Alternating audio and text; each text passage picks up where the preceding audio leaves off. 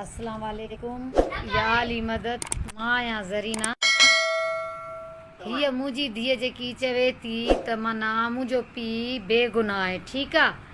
बेगुनाह हिन जो पीउ आहे त हिन खे इहो तव्हां पुछो त तव्हांजो जॾहिं पीउ बेगुनाह आहे त तव्हांजी माउ खे ख़बर, जॾहिं मुंहिंजी धीअ खे सभु ख़बर हूंदसि, जॾहिं मुंहिंजे कैरेक्टर जी ख़बर हूंदसि त मुंहिंजी इहा बि बैकग्राउंड जी बि ख़बर हूंदसि त मुंहिंजी माउ खे इम्तियाज़ वधे खां तलाक वठी 7 सालनि जो पुटु छॾे करे माना जेको आहे सो मुंहिंजो पीउ हिन सां नाजाइज़ियूं कयूं आहिनि। हिन लाड़काणे ज़िले में इहा छोकिरी साल जी आहे जो हिते इहो मुमताज़ मौलाई छॾे वियो आहे, जेकी अॼुकल्ह चए थी मूंखे इंसाफ़ खपे मुंहिंजे ख़िलाफ़ु, माउ जे ख़िलाफ़ु। ठीकु आहे, इंसाफ़ खपे, कोर्ट में अचे चवे त मां तुंहिंजी माउ न आहियां त मां माफ़ु करे छॾींदीमांसि, ठीकु आहे। पर हिन जेकी जंहिंजे चवण ते हीअ लॻे थी, हिन जी माउ जेकी आहे सूमरियाणी हिन ते प्रेशर रखियो आहे, उहे सबूत प्रूफ आहिनि मूं वटि।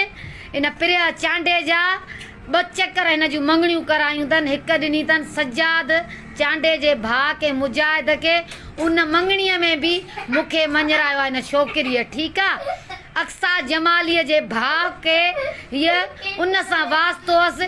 उन अक्सा जमालीअ जी माउ सां मां ॻाल्हायो त मुंहिंजी धीअ ख़ुदकशी थी करे, तूं पंहिंजे पुट खे चओ त शादी करे। उन चयसि असां इन जे पीउ कैरेक्टर, इन जो पीउ जो ख़राबु आहे, कॾहिं बि इन जी धीउ सां शादी न कंदासीं। हे मुंहिंजी धीअ जी ॻाल्हि। ॿी ॻाल्हि त हाणे 3-4 ॾींहुं आहे त मंगणी कई अथईंसि। मां खे 3 ॾींहं गुज़रिया आहिनि त हीअ मंगणी थी आहे चोरी। हिकिड़ी फैमिली असां फ्लैट में आया आहियूं पूरे में, पाड़े पूरे खे ज़ैन टावर खे ख़बर आहे। उहे मंगणीअ जा फ़ोटू मूं ॾे कीअं आया आहिनि। मां हिते लाड़काणे आई आहियां कांतरेस करणु, त उहे मंगणी हुनजी चोरी मंगणी कराए थो त माउ खां पुछबो आहे।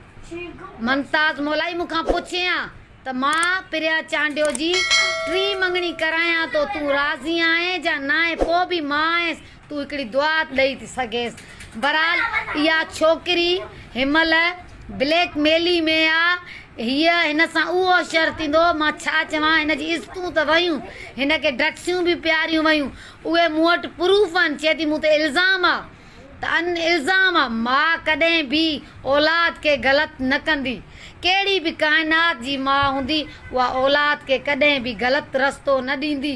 उहो प्रूफ ॾे त का माउ पंहिंजी औलाद खे ग़लति रस्तो न ॾींदी, अञा माउ बचाईंदी।